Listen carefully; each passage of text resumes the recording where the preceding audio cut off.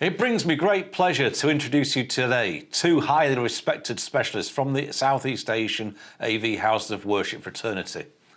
Both consultants have contributed an enormous amount of guidance, wisdom and insight to both our teams and its readership since Worship AVL was incepted in 2006. Azizi Allah joins us from Kuala Lumpur today. Good afternoon, Azizi. Yeah, good afternoon. Prior to founding Acousticon in 2012, Azizi cut his teeth at Digistar and LCT Systems IEAV after graduating with a degree in Electronics and Electrical Engineering at University Technology Mara. Acousticon has positioned itself as a reliable audio systems solutions and integration specialist in the Malaysian mosque sector. Azizi's references are notable. The Sultan Saladin Abdul Aziz Mosque in Selangor has the biggest dome in Malaysia. The National Mosque in Kuala Lumpur is perhaps the most prestigious, and he's even been invited to solve audio issues at the State Mosque in Kelantan, Mohammadi Mosque. Just a short hop over the causeway from Johor in Singapore, we're joined by AV and acoustic consultant Robert Su. Good afternoon, Robert. Good afternoon, everybody. In his earlier years, Robert was better known for his virtuoso musicianship and arrangements, in addition to overseeing productions of performances in a multitude of venues. Robert then gained invaluable experience at Intricon Asia, managing the R&D division within Pro Audio and Micro Medical Communications Company over a 10-year period. Having pioneered his own consultancy business and training division since 2011, Cogent Acoustics has captured a wide range of clients operating within the house of worship, educational, theatrical, commercial and corporate sectors. In addition to his ongoing consultancy works, Robert recently returned to Intricon Asia as a part-time technical consultant on product and strategic development programs. And finally, Richmond Tew from Shore in Singapore joins us this afternoon. Good day. Hi everyone.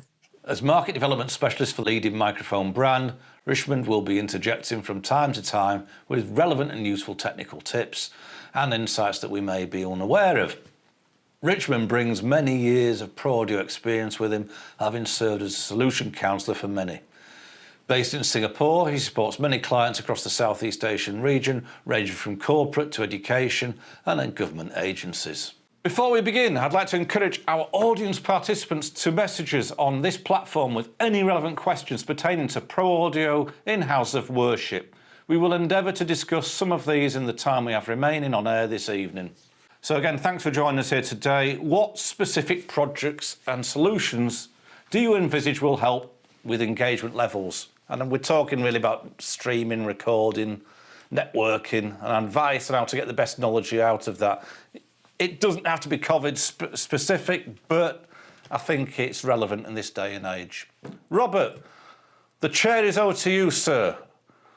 How can you help us in this area? I mean, what are your thoughts really at the moment with solutions that are helping us really get the most out of our engagement levels at the moment, Robert?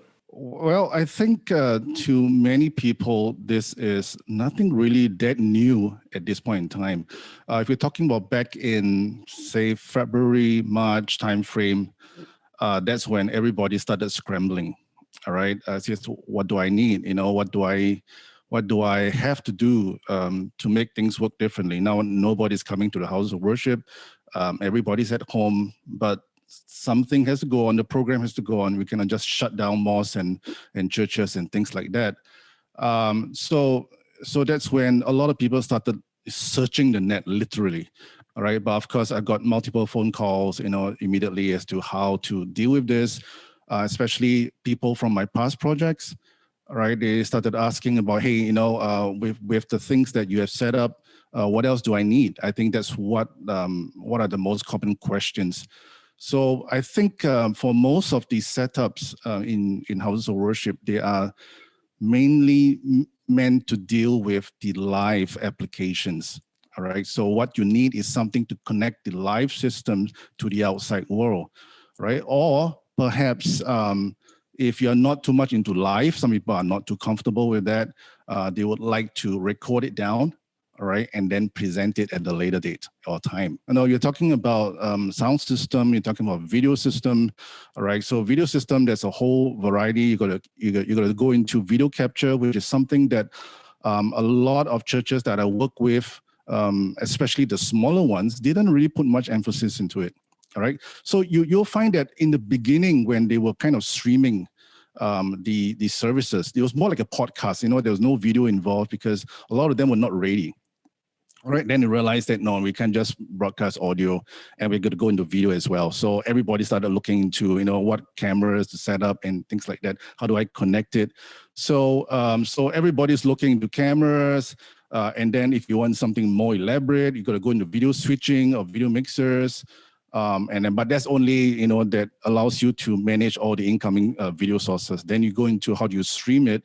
And of course, there are so many options out there, whether you're looking for a hardware standalone device or you're talking about a software base, where literally more than half the world is using OBS Studio. Of course, the other one may be using vMix or something similar. So all these things have to be set up. It takes time. Right. And sound wise, I mean, the simplest thing is just broadcast it directly from the live mix. Right. Which later, of course, a lot of people will learn that it doesn't sound that great. Right. And then they start to learn new things along the way. All right. So there's education. And in a nutshell, all right, there's so many things. And one of the things that I always emphasize is, how do you, make video look good? A lot of people put so much emphasis on cameras and video equipment, and then they just realize that, hey, how come my video image still looks bad? All right, and they neglect the one very important element of video, which is lighting. All right, so a lot of people went into lighting at a much later date. So everybody started becoming lighting enthusiasts, and people started setting up lighting equipment and stuff like that. Then you realize, oh, now my video image looks better now. Right. So yeah, it is nothing new to many of us, but for them, it is, because pre-COVID, it was just a weekly on-site worship. Azizi, can you expand on the points that Robert has made, or maybe differentiate some of them from what is just discussed? All I can see is that after the COVID pandemic hit the world, most sector and industry were affected by this pandemic, and I think it's changed our way of life indirectly. Okay, and this is no exception for most institutions in Malaysia. Lack of congregation as a result of the SOP or standard procedure introduced by our government, to some extent, weaken this institution. As you know, the two main functions of the mosque are as a place of worship and place to spread knowledge. But for the current situation, after the pandemic, only 50 congregations are allowed with 1 meter social distancing with each other for worship activity. However, lecture or talk activities are not allowed for the current situation, as indirectly involve a gathering of people. For that reason, two approaches have been made to overcome this limitation. Okay, one is a live streaming, and another one is a live video conferencing. Live video streaming is more likely for one-way communication, whereby it's used for only talk activities or lecture activities, while live video conferencing, which is two-way communication, is widely used for lecture teaching activities. So among the most commonly used platform now for this application is FB Live and YouTube for live video streaming, while Zoom and Google Meet are using for live video conferencing. This is what we are doing right now for the most institution in Malaysia right now. As a manufacturer, Richmond, QLXD, SLXD, maybe Accent if you had a bit more of a budget perhaps, but it's gone a bit strange now with podcasting microphones, with streaming microphones. Did you find as a manufacturer that the supply chain affected you at all? Were you geared up for that change of supply, that change of demand? Of course, a lot has changed in a very short period of time. I think all of you have agreed that the internets are full of live streamings and video conferencing, whether it's on Facebook, on YouTube channels, and any other platforms. Household worship on live streamings are kind of a new norm. So for us, we also kind of adapt to this new norm. So as you know, we do have the P300s and Intellimix room to make sure that even you are doing live streamings or video conferencings, we will take care of the AEC, the acoustic echo cancellations, to make sure during the call or the streamings there isn't any feedback or audio loopback. So I think one of the most important parts when we are doing the live streamings is to recreate the house of worship experience to the audience on the far end. So the challenge is to keeping the members feels they are connected and it's neutral and they get encouraged. So the first ups, I would think that the better audio will be the most important. So why do I say so? I think a bad audio will be the first reasons audience will switch off and they feel kind of a zone out. So then probably it come with including some interesting slide and multiple camera angle with a good lighting to make the whole content more interesting. So I think just now Robert bring up a very good point. So for streamings, there's different type. So some might prefer to do the service on real-time live streamings, or some will pre-record it and schedule to streams. So one of both of them have pro and cons. So you have more times to do post-productions, to add in some subtitle, right, to make it more interesting. As a microphone manufacturer, you have to be really dynamic in the way you act to market changes, and it really has changed a lot. Of course, we're talking a couple of, well, 3 audio experts here, of course, who know about which microphones to use in the best applications, but it doesn't matter what microphone you're using if your internet's down, does it? We really have been beholden to the Wi-Fi world. Has this been hard for yourselves, Azizi and Robert, to educate people on the virtues of IT rather than just microphones? Yeah, because before that there was absolutely, well, there's not really absolutely no need, but most of them don't feel the need to connect or to broadcast anything, right? Everything is just for internal consumption, internal listening, internal, even video is for internal viewing.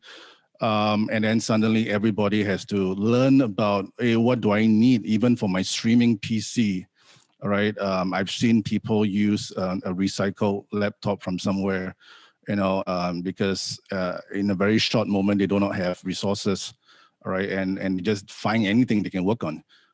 So then they realize, how come my video is lagging and, it's getting choppy and things like that. And then they started realizing, oh, it's got to do with, your graphics card, your memory on board, your processing power, and then they started learning about, oh, what is this thing about broadband width and the speed, internet speed and things like that. So it took a while. Did you find that as well as easy? Are the Mosts in Malaysia quite IT literate, or did they learn very quickly? For the Most side, I think there is quite challenges for us, okay? Because what I can say is for live streaming and live conferencing technology, we are definitely is not ready for it, and they are not explore this technology before, okay? So it's quite challenges for them to adapt this kind of changes for the learning or streaming technology. Okay, so the next things I can say is the online learning this method is a new way and new norms for them. However, this implementation of this method has some challenges that I can say is one is, like the Robert said, is coverage of internet facilities. This is quite challenges because some of them is not have a good or stable connection. Okay, next is about the computer or device equipment, the constraint. Okay, where some of them do not have the specific equipment for the purpose of this online training. And last but not least, the user skill in the using on learning applications such as Zoom or Google Meet. Okay.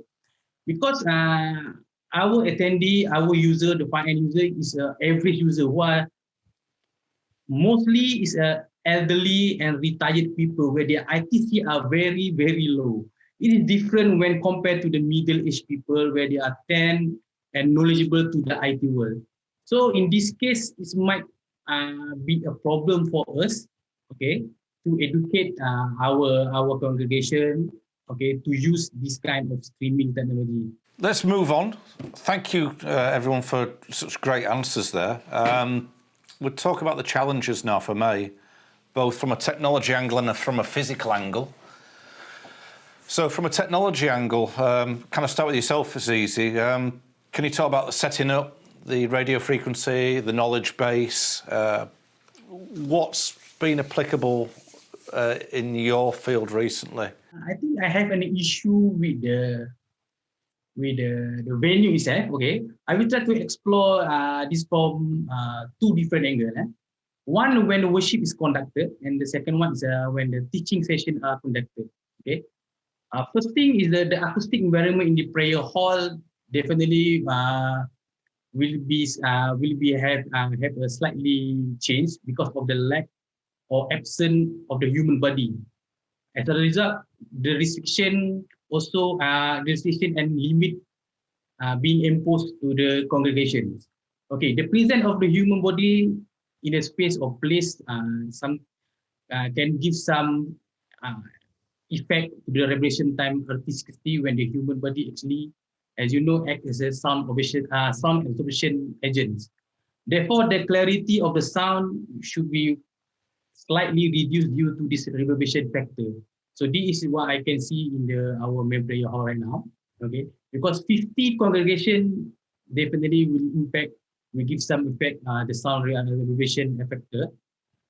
Second, the online method, like I said, is because of the coverage internet facilities. Okay, the constraint of the computer or device of equipment and the user skill to use the learning application. This is what challenges that we are facing right now for the most application. Robert, similar spaces, similar problems, or is it a little bit different with your clientele from a technology angle of setting up with the RF and the knowledge base?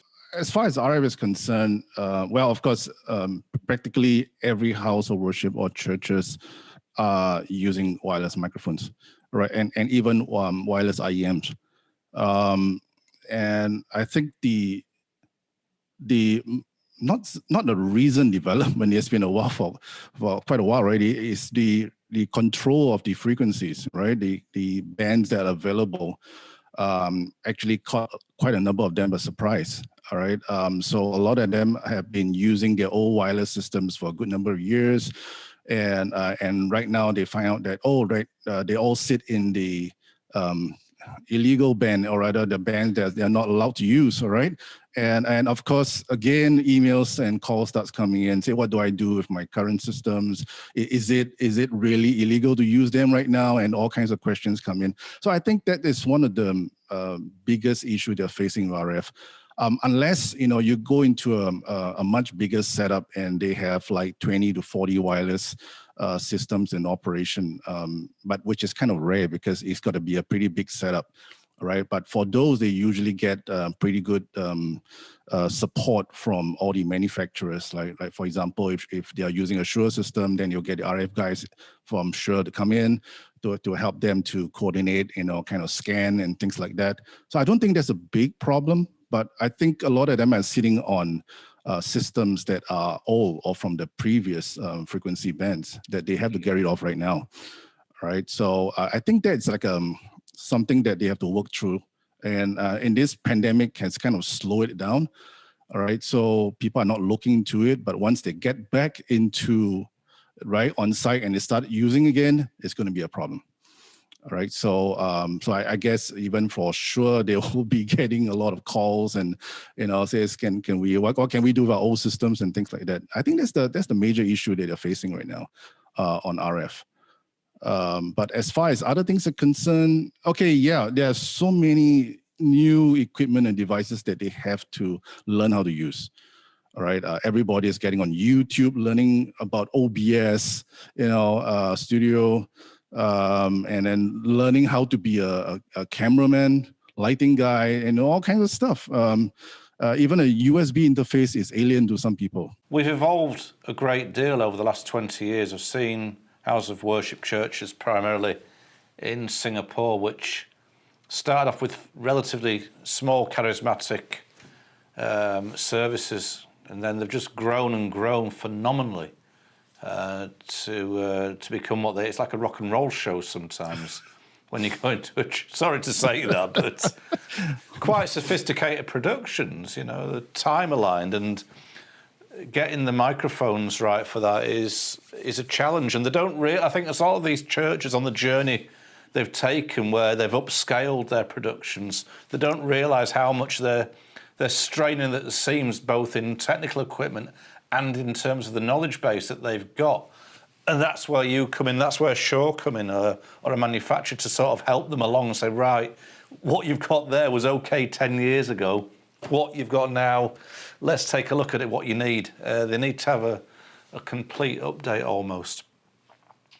Richmond, I mean, what can you have from a manufacturer's point of view? Does it kind of irk you when you hear about your microphones being used in the wrong place or not being, that they could have get a better solution for what they need? Yeah, so I do get a lot of questions like what Robert mentioned also. So customer will look for any other solutions or any other system they can invest in to kind of make their existing system works on the live streams. So it's kind of like a short period of time for them to find out, to get things done, and with their limited resources and knowledge. So we do offer on the Sure Audio Institute, we also have this education's online platform, especially for engineer, musicians, consultant, and even integrator.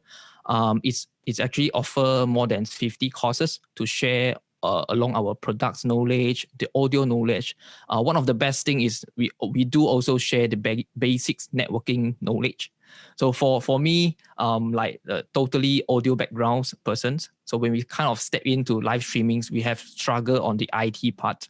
I don't know whether you guys agree or not. Currently, AV and IT are kind of combined it together, and we usually work closely together.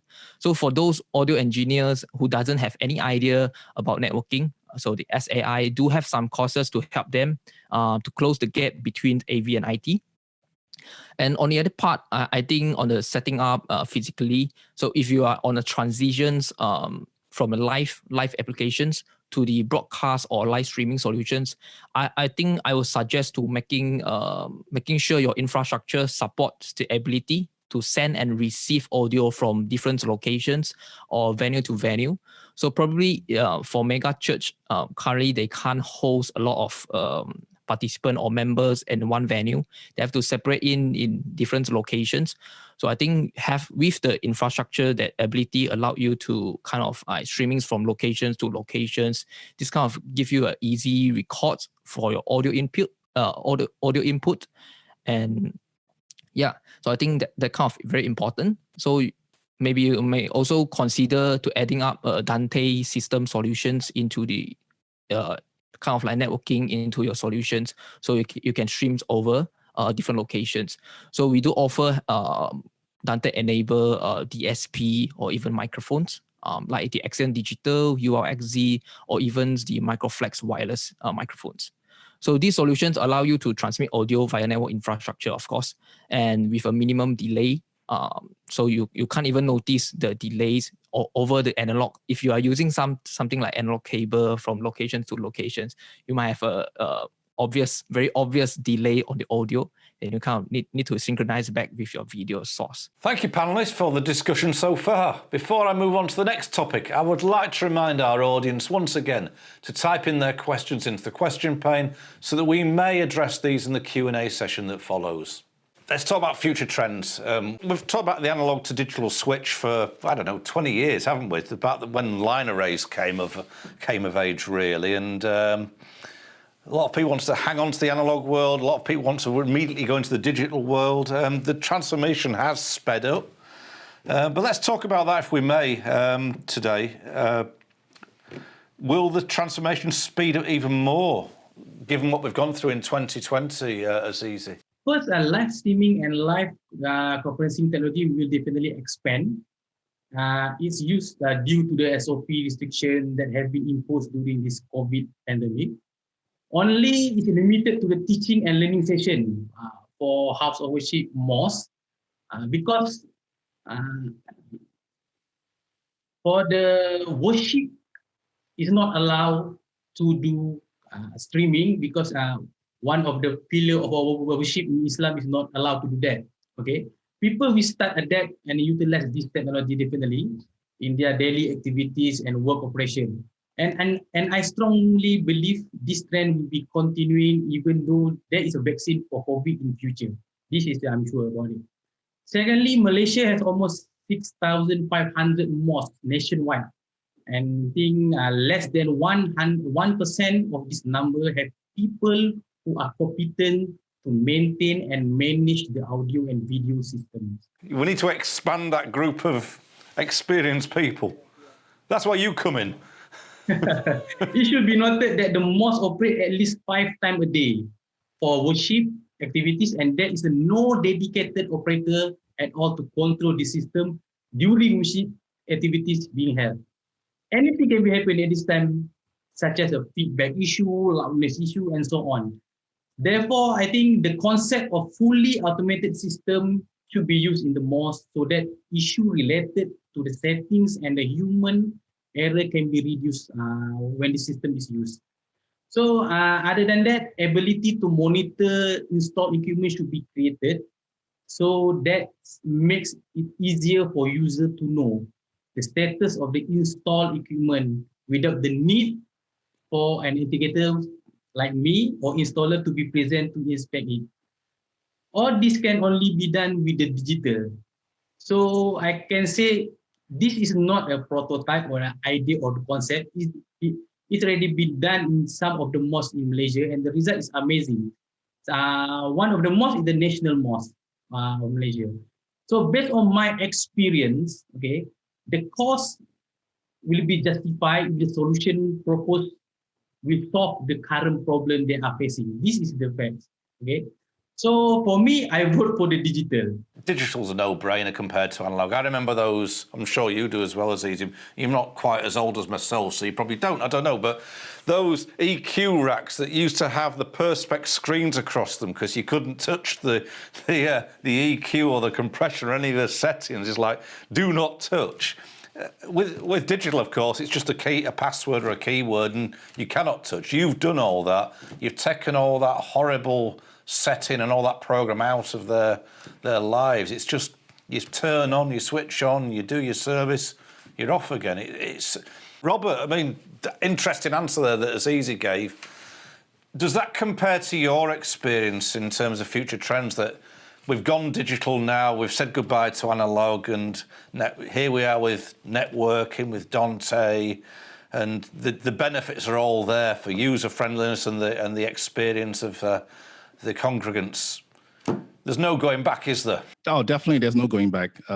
Even before COVID, I mean, churches who are upgrading their stuff are definitely switching over to digital, right? But it's a matter of, is it all digital infrastructure, processors, controllers and everything, including speakers even? Are they all going full digital? I think that's there are different levels, right? But definitely people have already embraced it. They know the benefits. If they don't know, they are still learning. They heard, everything is about digital. Our government talks, you need to go digital this, digital that, and everybody is just having this word floating around their heads, all right? But a lot of them do not really know. So what does it mean to go Correct, digital? Yes. What is right? digital? What does it mean? I mean, you got what? Digital money, digital this, digital that. So what is that? All right. So I think there's still quite a long way as far as education is concerned. But as far as systems, I mean, if you are installing new systems, designing new systems, for myself, I'm definitely, going that way. Throwing it back to yourself, Richmond, as a manufacturer, do you find that you have to be more passive or active in the way that you engage with the House of Worship fraternity? Are you trying to educate them and tell them what they need, or are you listening to their comments about what you could give them as a manufacturer? Digital versus analog system, this is kind of like the endless arguments with both sides of die-hard fans, So, but in a realm of wireless microphones, the situation is different. Firstly, because of the digital dividends and also the spectrums auctions all over the developed world, there's much lesser RF spectrum available for us to use for wireless microphones. So at the time when the demands of wireless microphone system with a higher channel count is rising fast in live music, theater broadcasts, and corporate, even for corporate AV applications. So the analog wireless system have no practical edge here. So for wireless microphones, the main difference between analog and digital is how the RF carrier is modulated. So the digital RF technology has a clear advantage over the analog system here. So due to the more predictable and behavior of the digital modulate RF carriers, so the digital RF microphones channels can be spaced more closely together than compare with the analog system. So in short, I would choose the digital wireless technology, like all of you, yeah, because it kind of save a lot of issue for the end user. And for the technicians, for us, we are easy to set up for them and plan for them. But we also kind of want to educate them, let them know this is the upcoming trends and this is the future and the transitions, to make them feel that they are secure and we are there for them. Let's talk about worshiping in next year then. We've seen how much this year has changed, and what's the wish list? What could make a difference in the future and why? Azizi, tell me about next year. What have you seen in your crystal ball? What have your customers told you? What's your audio wish list for next year, Azizi? The effect of this COVID pandemic has weakened the most institutions. This is the fact. Live streaming and live conferencing technology has begun to grow rapidly, and most institutions need to be prepared to use it as a medium of knowledge dissemination. This is what we should do. However, most of the mosques now are unable to be a host at this time due to non-exposure to this technology and the specific system for doing so.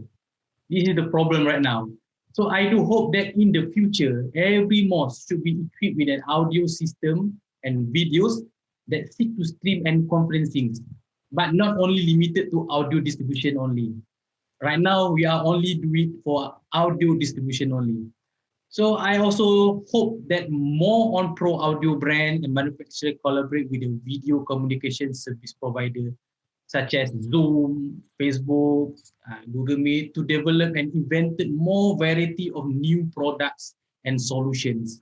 I am very interested one of the ideas, some brand in the market now, which is trying to create the ecosystem among its products so that the full solutions can be given to customer. This is very helpful actually for me as an integrator to propose and integrate the equipment itself. Obviously, mosques are different spaces to churches. I mean, you have to go to the mosque to do the full worship. You can't do it online. You can take tuition online, can't you? And you can learn online, but there's not going to be a hybrid model with the mosques, is there? You have to go there. You have to congregate. You have to have those gatherings. There's no halfway house, is there? Robert, I mean, you've got a wish list, haven't you? Tell me about yours for next year. Free from COVID, free from everything that's bad. I think that's a wish list, all right? Industry goes back to normal. Everybody's happy. As far as systems are concerned, I think, well, maybe the manufacturers are already working on it, but I would like to see, equipment, devices, system solutions that can be easily connected through the net, right? And remotely accessed and controlled. And coming back to your comment about, like the mosque, they have to worship at the mosque itself, right? All right. It is, it is something that you have to do, right? Because you can't do it at home. It's not something that you want to do at home. Yeah, it is true that churches have been worshiping remotely in their homes and things like that. But in my opinion, it still is different, right? Because the word congregation has a meaning behind it, right? Because it's where you congregate, all right? Whether you congregate virtually, I think it doesn't really, feel the same. It works the same way. right? So what we've been trying to do over the past few months is to try to create that congregation feel, all right? And that's something that I've been trying to work with a number of people on how to deliver audio, all right, to the home listeners in such a way that it feels like you are there, all right? Because it's kind of weird if you have a mic in front of somebody and then they just record it. The person is right in front of you. It's kind of weird, all right? So it sounds like that. It doesn't feel right. Even the worship is dry and there's no one singing around you. So it lost that entire congregation worship feeling. All right, so I think we need to find ways to do that, to make things more realistic. And I've been trying to train people to create that atmosphere in their mix, right? With ambient miking and crowd noise and, doing all kinds of panning and sound staging, things like that, to at least give more life to it, right? Rather than just a mono dry mix, which everybody feels like this ain't it, right? So that is something that I hope that we can, move in that direction in case it comes back again. All right. And I always toy with this idea because there's so much about surround sound and immersive. You hear about it today everywhere. Immersive sound mix and things like that. I would really love to create an immersive sound mix for worship. It's been a transition. We're in a hybrid period where congregants are being allowed back into the churches in small numbers now. And as we go forward into next year, hopefully with the vaccine, we'll be open to full capacity again. But do you think there'll be a reluctance for some of the congregants to want to go to the church or the mosque particularly church, sorry, not for mosques, but for churches particularly, where they don't want to go to the car park or the overspill areas. They don't want to park in town or go on the MRT for an hour there, an hour back, when they can just get up, have breakfast, pour an orange juice and do the worship experience from their own home. If you want to address this issue, it's very similar for the working from home practice. All right, it's the same. People get up 10 minutes before work starts, right? And that luxury is amazing. But then again, once they realize that it's kind of dry, it's kind of dead at home, and you feel that you're so disconnected. We're all social beings, all right? We need to socialize. Richmond, sure have been like Azizi and Robert, who've been so vital in helping their communities and their customers keep worshipping during these terrible times. Sure have also been helping with webinars, training programs online as well. Is this the future? So we actually we kind of hear all the pains and all the questions. We recognize that many facilities may have questions or even need additional guidance for setting up quality audio. So we do have this Tech Talk series coming up, especially for House of Worship. So the entire Tech Talk series is an interactive conversations focused on the audio challenge of worships teams and tech crews. So the topic include mixing for live streams, mixing monitor for live stream, mic placements, and mic cleaning, including the budget management. I think this is something very important for them. So they kind of want to come out with budgets to invest in, and also the wireless best practice. So there is also times for the attendees for Q&A sessions. So the session is totally free, but it requires registrations from our website. You've heard the expert views of Azizi, Robert and Richmond. Now we want to hear from you, our audience participants. So we encourage you to message us on this platform with any relevant question pertaining to Pro Audio in House of Worship, and we will endeavour to air this in the time we have remaining on air this evening. So, we've come to the end of our discussion. I'd like to express my thank yous to Robert, Azizi and Richmond for coming together today. It's been really informative. Thank you, gentlemen. So as promised, we have some time remaining for a few questions that have been submitted during the webinar. What's in a letter? So Robert, first, one directed to you that's just come in. Do you have any tips to make a broadcast worship audio mix sound more live and engaging to those that worship it at home? It's a pertinent question at the moment. Well, actually, this takes about 2 hours to share on, but I don't think we have 2 hours. So let me try to condense it in a couple of minutes, if I'm allowed to. I think one of the things we are trying to create is the similar atmosphere, right? So we listen in stereo. So if you ever get a chance to stream in 2 channels and in stereo, that'll be great, right? That'll be fantastic. So we can apply, some kind of panning to vocals and instrument channels. And then one of the things that we do for live mix is we typically use reverberation effects on vocals and instruments when necessary. I think that we usually do to enhance, musicality and the depth of the soundstage. Just want to say that be careful when you're using effects, especially when you are mixing from your live venue, because what you hear in the live venue is going to be very different from what people hear at home. Do you have any sort of feedback on that at all, Azizi? Does it affect what you're trying to do, emulate in an Islamic mix in a mosque? Basically, when we are doing the broadcast, streaming, is mainly is from the mosque. It's not from our house, okay? Because the streaming must be held from the mosque to the congregation in the house, okay? So the setup must be on the mosque side. It's not from the house, our house or at home. So basically, what we need, or for the pro setup, we need a video streaming server, a video streaming processor, a video switcher, camera HD. That one is a pro setup. But the basic setup is just using the laptop, inbuilt microphones, and also the camera. That's all. Thank you for that answer. Now, Richmond, Shure have obviously developed a lot of DSPs for conferencing software and helping end users. Have you got any DSP magic that you can rub in for transmitting the live experience to people worshipping at home? Yeah, sure. So for we actually have the Intellimix Dsp. So which is if you are looking for something like a hardware DSP, so probably you can look for the P300s. It's easy to connect to your laptop via the USB.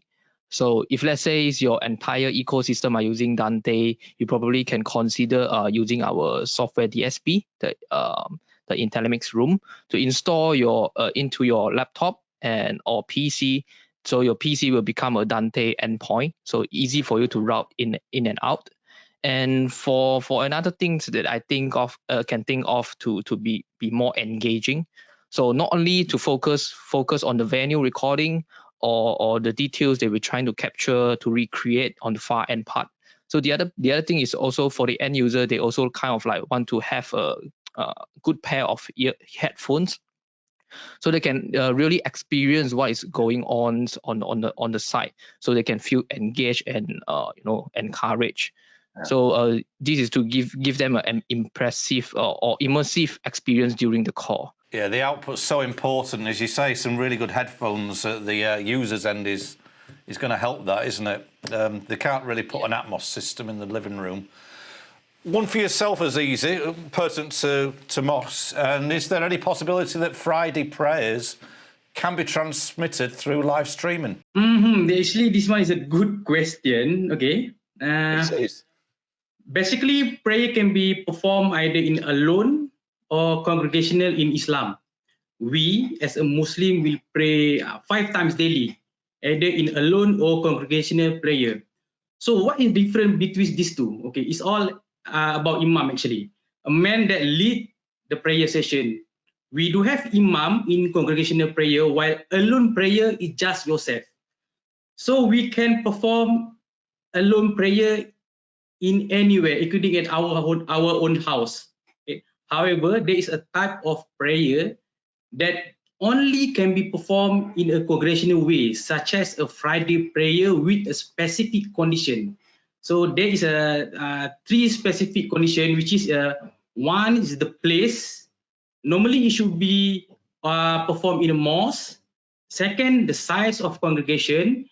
it must be more than 40 people at the place.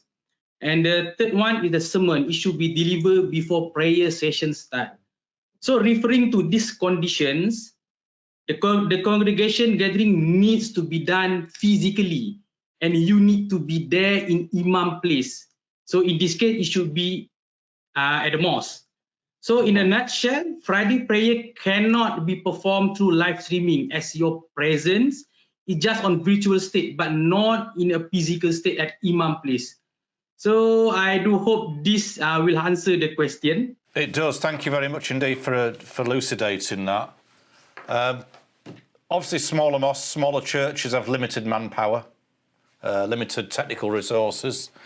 How can we manage both on-stage and live streaming sessions simultaneously? That's one question that's come in from one of our viewers today. How can we manage both on-stage and live streaming sessions simultaneously? Robert, any ideas? Yeah, shortage of manpower is a common thing. So whoever's experiencing it, don't be discouraged. That is quite common. Right, so more often than not, we usually stream from a single station, which means ideally, as I mentioned earlier, it would be great if you have a separate broadcast station where there's a separate crew doing a broadcast mix for audio and someone handling the broadcast mix for video. All right, that's ideal. That's like a broadcast station, all right? And I know a lot of churches have done that and are doing that right now. But for most, because of either manpower shortage or equipment limitation, right? You usually only have maybe one for sound and one for video, right? And I've seen one church where both the video and sound is handled by one person. I mean, I've seen this. He's like an octopus, no? It's like a spider octopus, whatever you call him. It's amazing, right? He does everything. So in cases like that, we have to streamline the operations, the process. And of course, the expectations, right, has to be managed, right? So it's going to be a simple one camera, so you don't have multiple cameras, simple things like that.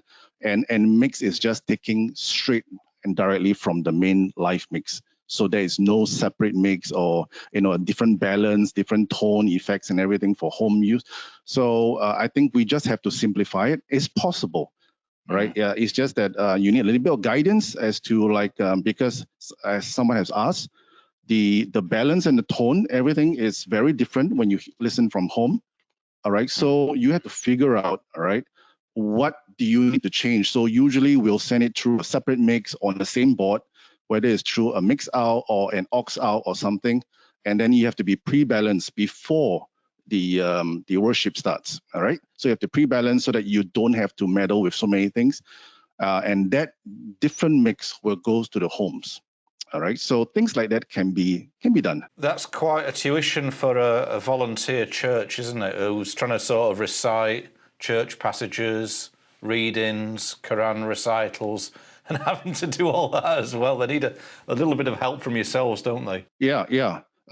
So I'm not sure if RCC has the same thought, or I mean, I think for RCC, your side, I think you said that you don't really stream from the mosque. Yeah. So, but for us, we do.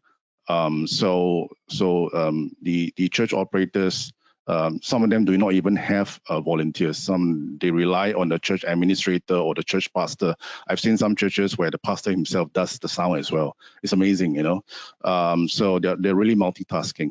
But everyone has our roles and what we need to do.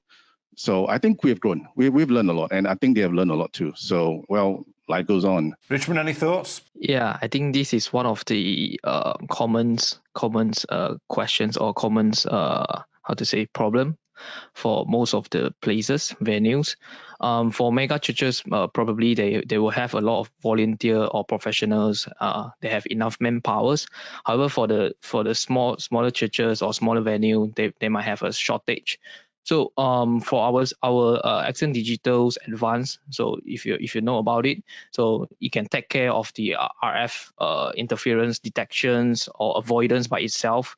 So if you are single hands manpower, you no need to worry about the RF interference on the other hands. So all our systems are actually designed to kind of like network together, so you can monitor throughout the different locations. So if you are streaming locations to locations, if you are not in that locations, you actually can monitor from your central stations. Yep. So I think that will be helpful for a single handed manpower. And it's so common, is it, that we have to work with a lot of smaller churches rather than, we always talk about the larger houses of worship, but there's lots more folks out there who need to operate on a smaller scale. I've got a very interesting question that's just come in, going again on the same sort of theme, that pro audio systems are still very much out of reach in many places of worship. Price-wise, volunteers operating it, understanding the requirements and needs. Is there enough outreach where such organisations could get proper consultation and advice? Is there a body there they can go, like here, is there anywhere they can go to for help? Robert, let's kick off with you. Sorry, I should have directed that at you first, shouldn't I, as I assumed. Yeah, I mean, is there anywhere these small organisations can go to for some help? Okay. As far as churches are concerned, there are a few groups that's formed among some church groups. You know, they kind of come together and they kind of share knowledge and so forth. Yeah, that's been going on for years. I know I did that even in the 90s and in early 2000s, where I formed a forum on the net, right? Yeah. That was in the early days. And we do a lot of chat online, sharing information and so forth. I'm seeing less of that right now. But still, there's been a lot of groups, operating, right, just on sharing knowledge. But in terms of an official body, I do not know of any yet at this point in time, all right? Because in the commercial world, of course, we got organizations like the AES and so forth. But in the worship circle, there are a number of smaller formations, all right? But as to like one giant body that that handles and talks about everything and talks to everybody, I've yet to come across any. So in my capacity, I have been doing trainings for individual churches and organizations. So I do go around and provide this kind of guidance, training, and for project consultations. So yeah, that is just one of the options. And there are a number of consultants out there or trainers, or they can even approach, people like Shure if they have, microphone issues, wireless and stuff like that. They can definitely advise you. So yeah, there are a lot of individual small pockets of bodies, but I don't see any single large organized body. I mean, Aziz, shooting back to you here. I mean, you have the MUIS in Singapore, which is the Islamic Council, for example. Can they help folks in Singapore, or are they going to be technically not suited for helping mosque technicians or leaders? And same in Malaysia. Who do you go to? In here we have a JAKIM, okay. JAKIM or JAIS is same as like MUIS in Singapore, okay.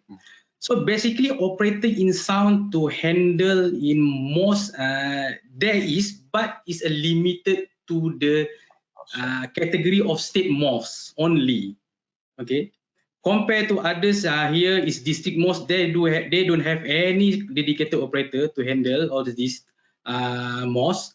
So I'm saying that is in future they might have a dedicated operator for each and every mosque in Malaysia.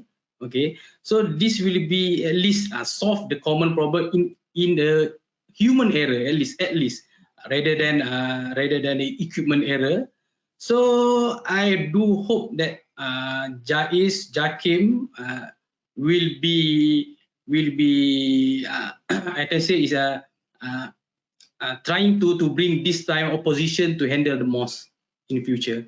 Thank you for that. Yeah, it's interesting what Robert said at the start of that conversation, that when he first started helping and consult houses of worship in Singapore and further afield, that he felt that churches were reaching out and finding other churches with similar problems and commonalities, and that's kind of died down now. They've become more competent, but I'm sure there's groups of mosques, groups of churches that still come together and help one another in a situation like this. And of course, there's a lot of affiliations as well where they can share knowledge. But, you know, there's a lot of great manufacturers now, like Shaw, I won't mention others, who can, you know, help with certain issues like RF frequency or miking techniques. So it's good to know they're out there. I mean, Google's got the answers, I guess, at the end of the day, hasn't it? On a similar level here, let's talk about elderly worshippers. I mean, COVID-19 was really made for IT-savvy folks. If you're not IT savvy, if one of the questions that's come in, using online technology is inconvenient for, say, elderly people who aren't IT equipped. How do we get them to come on board and use the technology? Robert, any ideas? Have you come across this? Have you been trying to help elderly worshippers in your practice? Okay, in Singapore, our government is very active in trying to bring our older generation, our elder generation, I think they call them the silver generation, up to speed with digital technology. All right, I like to use the word digital because that's what they do. And there's been so many community courses just teaching the elderly, all right, how to use a tablet, a mobile phone, right? Not just to make phone calls, but to surf the net, trying to connect with each other through Facebook, Twitter, and things like that, because they realize that it's not just about a COVID thing, all right? It's all about the elderly needs to connect. Again, we need to socialize. We need to talk to one another. If everybody's locked at home, all right, and it won't be good, all right? Mentally, it'll be very, very depressing. So they've been teaching the elderly how to use simple things, simple apps like Facebook. So that is an educational process, and it's going on. And I think it's really gaining a lot of traction, because I see a lot of, even my father-in-law, who is like 70 plus, is very active on Facebook. All right. So if you're very active on Facebook, and if you stream your service on Facebook Live, then it's not a problem at all. All right. So I don't think it's an issue, and because it's so easy to get on the net, all right, to sign on to something, or YouTube, all right, just give them a link, click on it, and then it goes straight to YouTube. So that's actually not like in the past where you had to go through 10 steps before you get to where you want. Right now, it's just a click or a QR code, or whatever it is, and you go right there, and you can participate and watch the service in real time or a delayed telecast. So I think, I don't think it's that much of a problem today.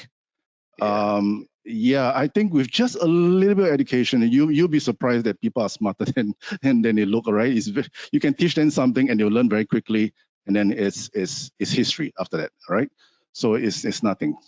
So I think it's okay. It's become more and more intuitive, hasn't it? I mean, you can give an iPad to a 2-year-old and you'll learn more about it than we will in a few minutes.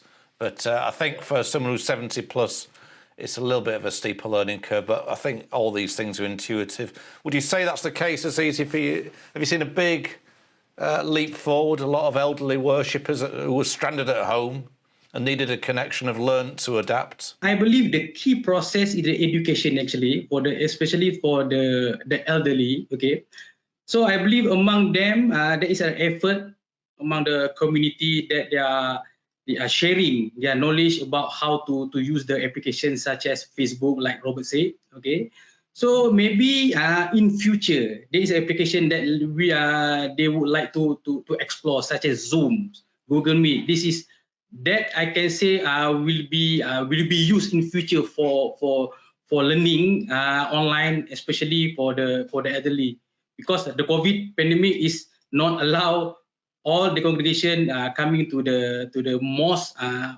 in the mass way. Okay, so I think yes, I agree that education is important. Then the way how to get the knowledge is just maybe from the person around of them, from their son, okay, their especially their daughter, something like that. Okay, so this is the way I think the process should be going on. We've still got a few dollars on the slot, so we've got about a few more minutes to run, which is great. But so we've got time for one or two questions if you chaps are okay with that. One for Robert Moore. It's regarding live singing. Now that live singing is not really encouraged because of that silly little virus that's still out there. So when people are attending, how would you suggest a pre-recorded video of the worship songs be played? Would that affect the live stream as well? Well, if you want to pre-record, all right, there are many ways of pre-recording. You know, a lot of people are just simply recording from on their mobile phone, on the tablets, all right? And if there is someone in the team that can gather all these individual recordings, put them together, sync them, all right? And this kind of videos has been produced for a long time, all right? And you watch them on YouTube, you know, where people from like 80 families, you know, they sing in their homes and someone gather all their videos and put them together into a giant choir, right? And it sounds as though everybody's in the same room, right? Those kind of technology has been around for a while. Of course, for someone new, you need to learn the software. I think there's one that's very famous, like Filmora or something like that, right? Where you can, it's a video editing, so you can record easily on your mobile phone. Everybody just records themselves in their bedroom, right? Sends the video file to someone, he consolidate, edit them, put them together, including the musicians and stuff like that. Then it sounds like you're all doing it together. All right. It takes work. All right. It's not something you can just you know, I can do in 10 minutes. No, it doesn't work that way. It's a lot of work, right? So the more videos or channels that you had to deal with, the more time you need for editing. All right. So the main thing is you want to record it raw. I mean, don't use the reverberation in your room, right? Record it as raw as you can. All right. Use close miking. And all the post editing should be done by the engineer who puts everything together. And he uses the same effects time, you know, same kind of effects, same reverberation time, so that everything syncs together, is more coherent, you know, it's more aligned. And then he does all the video editing, and then it looks great. And then it looks as though everybody is actually in the same room, but actually it's not. All right, everybody was in their own homes, and they recorded their part, and it was put together by someone, and then it looks like one worship song or something like that. All right, so these are available, and you can just search for it. All right, but if you need to use the software, you need a little bit of training, right? It's not something that you just pick it up overnight. Some people can, like myself, it takes me a bit more time. I'm a little bit older, right? So a bit slower now. So, but it's still possible to learn, right? So you can do it. Everybody can do it. We've come a long way in 8 months, haven't we? Yeah. When I saw it online, it says, "What is this great?" You know, I haven't done it before, so I started learning about it. And it says, wow, this is, everybody can do it now. All right, so churches can pick it up. So if we ever get into that state again, all right, where everybody's locked at home, all right, there's an option that we can still kind of put people together in a virtual setting, all right, and make it sound as though we are all still together. So it's available. I think we've got time for one more question. It's a short question, but we could take hours on this, so we'll try and keep it limited. I've got a good question that's come in called, where does the panel see AI, artificial intelligence, going in AV systems? That's easy. This is a nice, simple question for you to finish off today's discussion. Where do you see artificial intelligence taking us?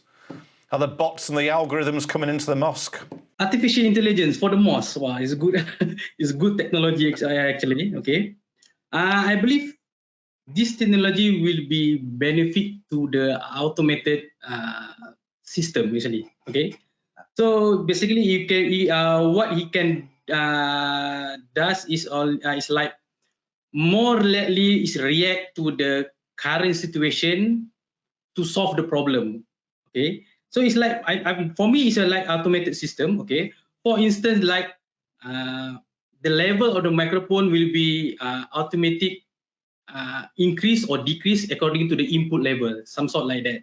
Okay, yeah.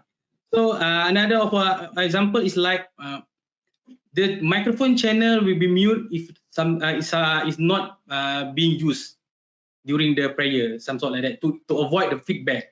So this one, I think, is this technology should be have our system in the mosque in order to aid us, guide us from the common mistake that happen in the mosque. Yeah, we're taking it away from the technician and the onus on the mosques. You know, they don't need to worry about all this technical issues, do they? They just want to get on with the recital and the prayers 5 times a day. They don't want to be bogged down with feedback, reverb, transmissions. So yeah, the more you can build in there, the better. And it's really accelerating now, isn't it? Would you say it's the same for yourself, Robert, and what you're coming across? We saw AI sneaking in there a little bit a while ago, but now it's really coming on more. Yeah, maybe technicians are getting worried that AI is going to take away their jobs, right, one day. But that's a different story altogether, right? I think AI has been around as far as application in audio is concerned. I think one of the earliest application I can remember is like feedback suppression. All right, whether you call it AI or not, it's almost like an AI where it automatically recognizes a feedback frequency and it deals with it. So I think it's been around, but is it enough applied to AV? I think more can be done, definitely.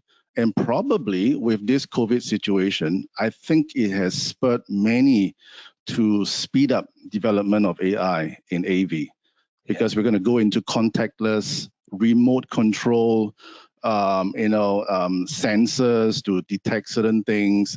So I think it's going to come along. I don't think we are the only one thinking about it. So I think we will see something new probably in 2021. I mean, so I think that's the direction that the industry will move into. I think you're right. We've accelerated 10 years in a year, I think. And next year, we're going to see so many new technologies unearthed, unveiled, when this veil of the virus is unlifted and we're allowed to sort of semi-return to where we belong. And as a manufacturer, Richmond, you're sure I've always been a pioneer since, 1925. And you don't want to be put out of work, do you, with AI? But at the same time, you can't ignore it. You have to adopt a lot of AI technology in technologies that you are now pioneering, like what Robert was and Azizi were discussing. Can you give us some input as well? Yes, definitely. I think it's been in the markets for a while, just that maybe we are not aware of. So, for example, for the Intellimix rooms or P300s DSP that we do have the auto mixer to kind of like help them to maximize or minimize the microphones opens, and also the automatic gain control to help you control the microphone's gain level, to make sure everyone in the rooms is sending the equal level to the far ends, or doing reinforcements, as well as the acoustic echo cancellations to make sure your audio is not sending back to the far end, or the far end audio is not in the loops or in the video conferencing situations. So on the other hand, like what Robert mentions, because of this pandemic, it's kind of like driven everything to be accelerated, to become even faster. So what you are hearing right now, I'm actually using the MV7. So it's also come with the automatic level kind of features. So if you want to do some home broadcasting, you want to do a live singing at home, you want to make sure your audio source are clear and in a good shape. So this is where we come in. So even if we bring the AI functions or the automatically functions into the consumer product to make sure everyone to have kind of like have a taste of the technology. Yep. So of course we will develop more and more new system in the future. We're not going back, are we? It's worrying, but it's also exciting at the same time. We've got no further questions. I think we're just about to run out on the meter. Robert, Azizi, thank you for joining us today. Richmond, thanks for putting this together for us. And also for our attendees, viewers who've tuned in today, whatever time zone you're on, I think it's mainly +8 hours GMT. Thank you for joining us.